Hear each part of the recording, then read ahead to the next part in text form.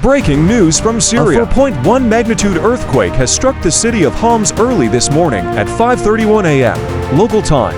According to the Disaster and Emergency Management Presidency, AFAD, the quake's epicenter was in Homs and occurred at a shallow depth of 5.96 kilometers.